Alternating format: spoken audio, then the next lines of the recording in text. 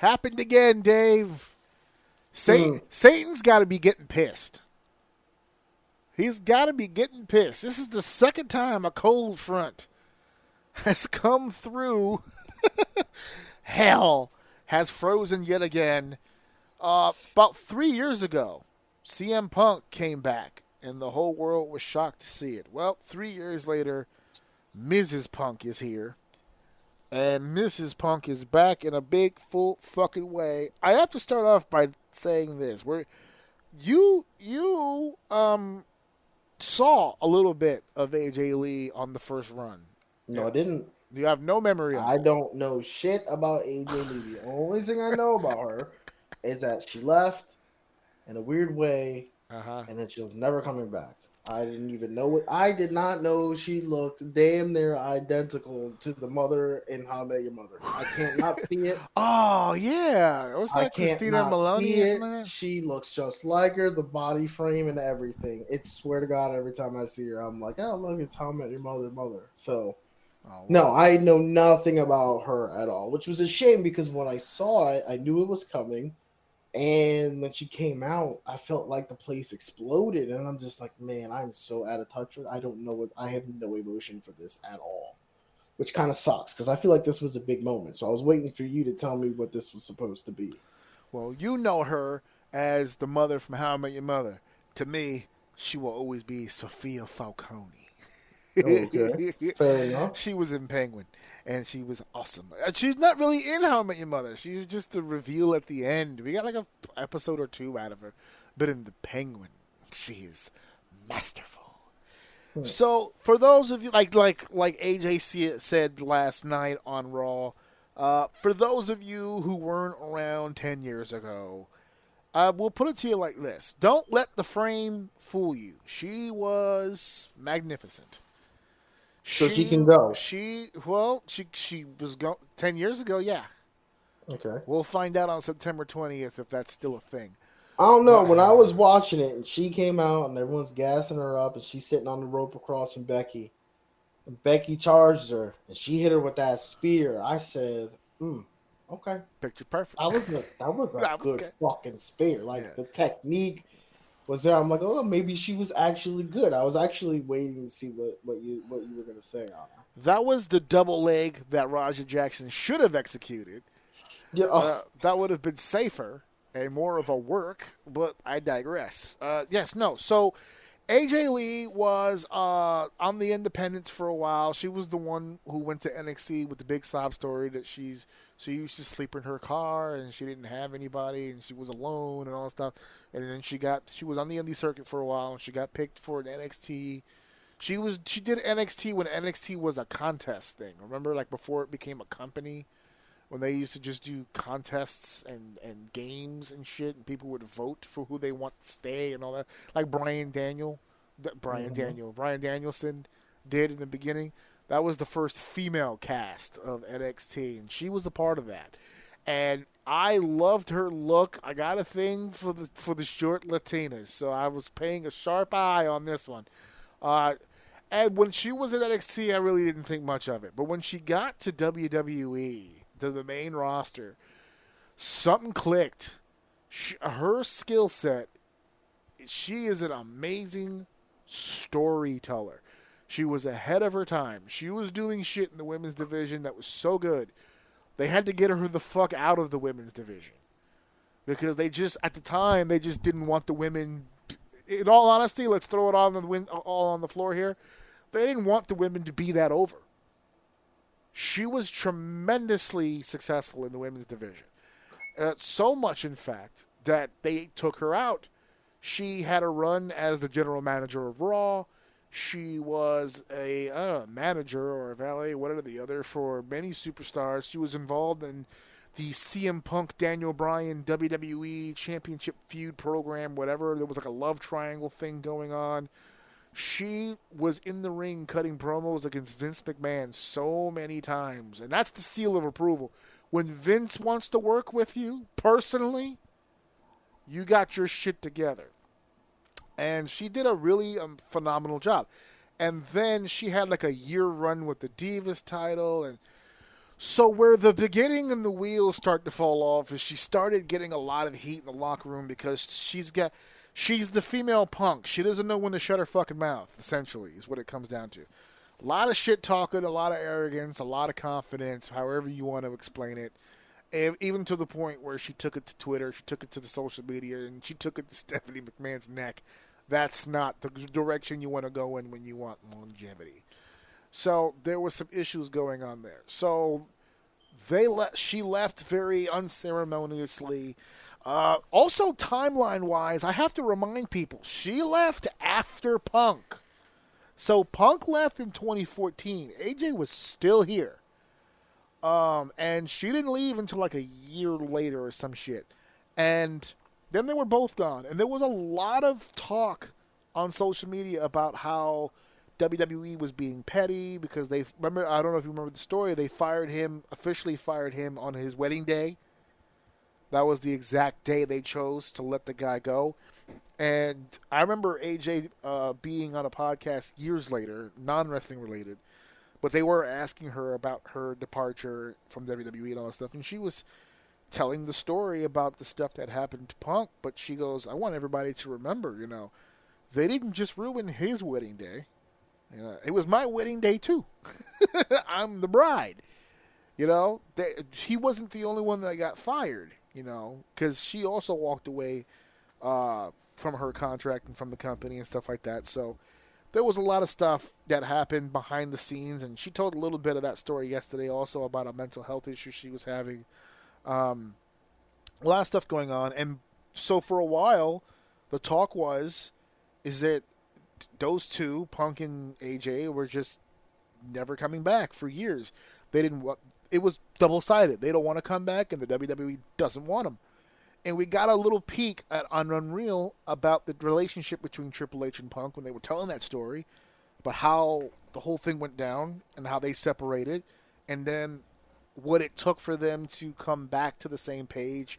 That there were moments in between where there was a conversation of trying to get him to come back, and then Triple H goes, well, he's the same guy, same problem, so we're not doing it. And they both got to a point where they felt like they were grown and mature enough to say what needed to be said, and let's see if we can do business. And they've done gangbusters business. Something about women, though, and holding those goddamn grudges. And I think, it's been a while now since Punk has been back and still nothing.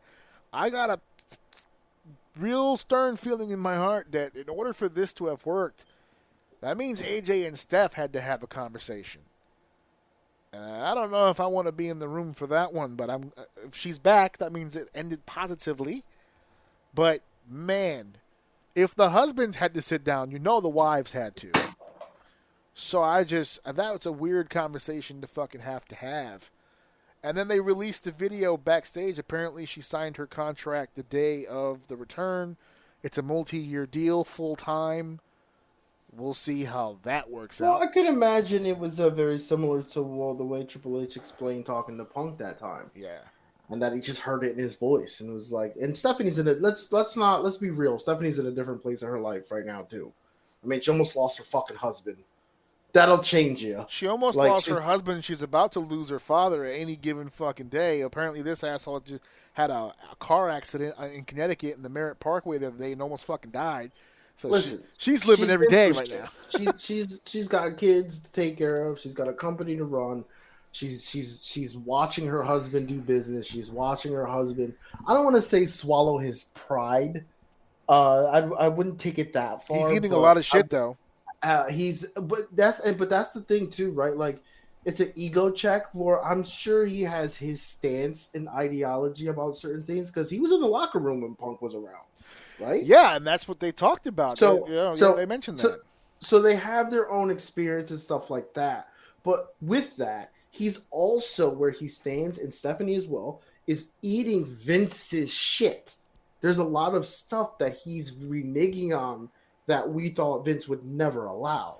So there's proof that he's like, he may not see things the same way or what's best for business, or he's putting the business ahead of his ego. Right. And Stephanie's watching that. And I'm sure Stephanie's in the room, and I'm sure she has her opinion on certain things as well, and she's following what he's doing and all that stuff like that. So now that it's her turn and she's been through her life, and the fact that let's not brush past the fact that AJ Lee was able to get an authentic therapy chant in the WWE, which is fucking wild. She obviously has different energy. I mean, I don't know the chick, but I could tell she definitely has like more of a like grown up approach. Like she looks better. I didn't even know what she looked like before, but she definitely looks like she feels better now. So I couldn't imagine Stephanie having that. She was always let's have a conversation and felt she was always in shape for her small frame, but she looks toned and muscular as fuck. No, I meant energy, not look. I meant like the way she's got to be more docile now than she was before. She's approaching 40. She just had but she has like a certain like she's just kind of again. I don't know her from before. She just seems like she's a little bit more at peace. Like you could tell when someone's having fun and when they're stressed out. She kind of looks like she was having fun with it. So, this time, yeah. Yeah, but you know what it is? They're both rested. They're both and Punk, you know, for all the bullshit Punk put him through and for all the bullshit Triple H put Punk through, the argument that both of them were making eventually came true. Triple H wanted Punk to be more of a company guy. I think Triple H looked at Punk and realized he had talent. And he could tell a story, and he could go in the ring, and he could be more than just your typical professional wrestler. He was just Punk was a Punk guy. That's all that it was. So it rubbed him the wrong way. Whereas the other way, Punk didn't really feel like Triple H saw him as a top guy main event player. And so the two of them went to war constantly trying to prove their ideologies. Now you fast forward, when you look at the Unreal footage of them at WrestleMania 41 and you see Triple H constantly giving CM Punk the flowers. You know, you're a main event guy, you're a top guy. This is your fucking main event. That line that CM Punk said in his promo package where he goes, "This is my night. This is my main event." That was Triple H's feedback. Let him know it's your shit. This is it. This is the moment. But then on the flip side, you kind of see CM Punk's change in demeanor where he is talking to the young guys now and he's doing coaching the work. Things now and he's being more friendly and more approachable from people and he's lending that wisdom and that knowledge, you know, yeah, I'll watch the match and here's what you guys should do and here's some stuff that you guys might want to think about adding and he's being that player coach kind of player that everyone knew he could be. He just didn't want to be because he felt if I stop pushing, they won't make me a main eventer. So now that he's comfortable being slotted in as a main event, he main evented SummerSlam. So it's like he's comfortable now. So now that he's comfortable, the shield has come down, the walls have come down, and they're just making money at this point now. So now you turn your head, you look at the women. Steph's doing her own thing. She's got the podcast going. She's got a show on ESPN. She's interviewing all these different people. Finally, she has her own medium where she's the star and she could do her own thing.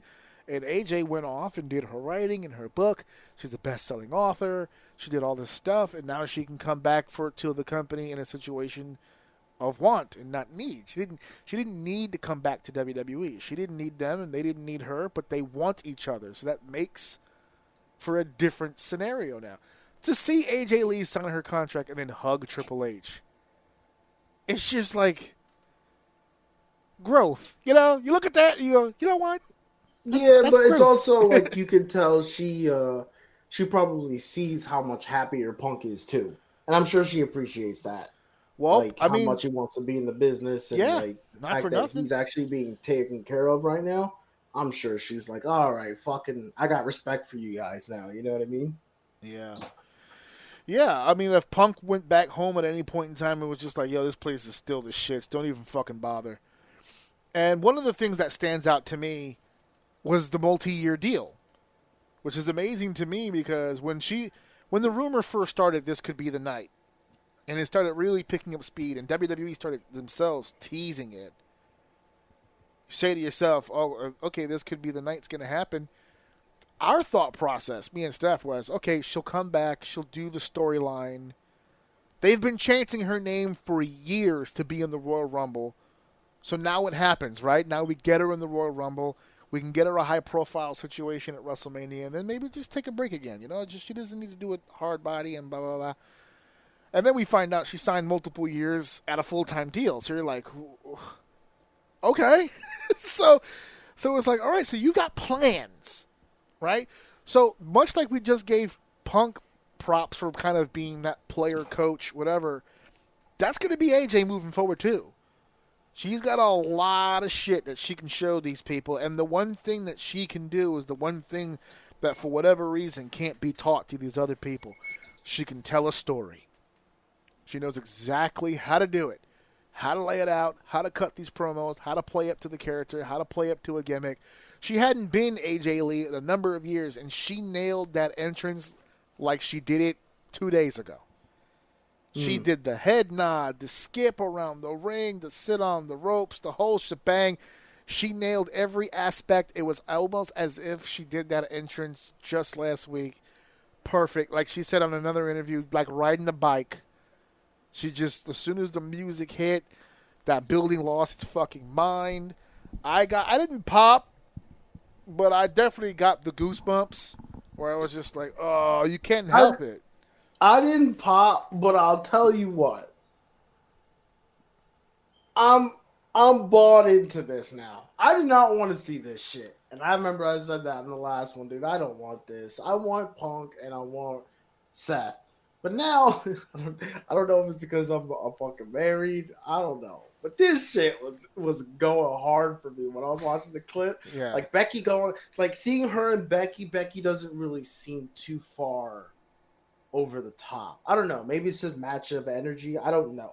But if Becky felt better here, she was still doing her thing, like selling, getting the booze, talking to the crowd, calling minutes. You know what the heel's supposed to do, classic heel supposed to do.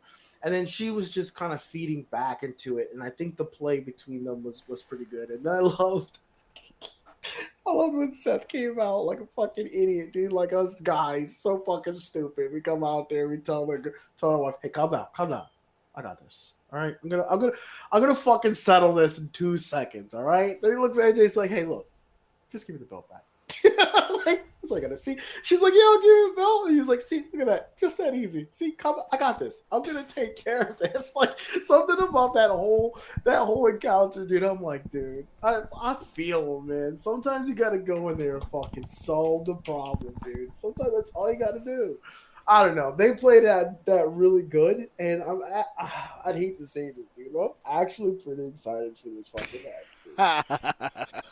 And I want to see her go. And if there's unfortunately, you got it in my head now. She's the new Shawn Michaels for me now. I can't not see it, the way she sells everything, and I think that's maybe what I was like noticing but not really noticing. So I'm excited to see how her and AJ go. I want to see AJ for the first time, and I know it's kind of I'll give her obviously a little bit of leeway. She hasn't done it in a minute, but from her, like you said, from her entrance, the way she did that takedown, the way she executed those moves, I mean, I think she still got it in her. I don't know what she had before, but she looks great already, and just that little bit of movement she's done. And I think, especially if she's signing a multi-deal, I think a tag match between these two to kind of take a little bit of the weight off of her so she doesn't get gassed early, to get her feet wet again, get in here. But I think we're foreshadowing with that Intercontinental title on her waist. And if that's the case, and she can really do what she does, and her reputation holds up, I think that is a perfect place to put that belt, and that will do something for this belt with her return and everything like that. So we'll see. We'll see. The little pint-sized diva is back in action, and then personally, I can't wait to see what she's able to do. And one of the things that describes her, and I will wrap with this, is the ideology where I would tell people, because I've been asked by a lot of people. It's been 10 years, so there's a lot of people who are watching who come to me and they go, well, what was so special about her? She was ahead of her time. Everything that you guys are seeing the women do now, she was doing in the diva era. She was alone for the most part. But now there is a litany of women that she could work with, and not just work with, but tell genuine stories with. You remember when we were saying about how Rhea Ripley versus Liv Morgan doesn't make a whole lot of sense, and then they booked it in a way where they kind of made it make sense. And I was like, whoever put that match together was a genius, because they used Liv perfectly in the way that they used her, and Rhea looked like a monster. She wrestled big and all, they perfectly like that. Yeah, I mean, they saw something we didn't. They saw that right. Alexa was flexible and Rhea knows how to pin. In that situation, someone coached up Liv. That shit went right over your head. I didn't hear what you said. Go ahead, say it again. I said someone saw that Alexa. Did you say Alexa Bliss? No, I said Liv Morgan. I said Liv Morgan. Right. Yeah, no, I fucked it up anyway, so it doesn't matter. I said, yeah, someone saw that Liv Morgan was flexible and Rhea knows how to pin. Oh yeah, the Belgian dip pin, baby. God, such a great pin. I tell you what, that's what made me a Liv fan. That pin there. But to give you a sense of where AJ is on the pecking order, Liv did an amazing job that night, but she was coached up to do that. AJ wouldn't have been coached up. She would have known. They're gonna go, hey, you got Rhea. Okay, we got this. Back up. I mean, you're gonna see Lee and Rhea at some point, I would imagine. We'll see.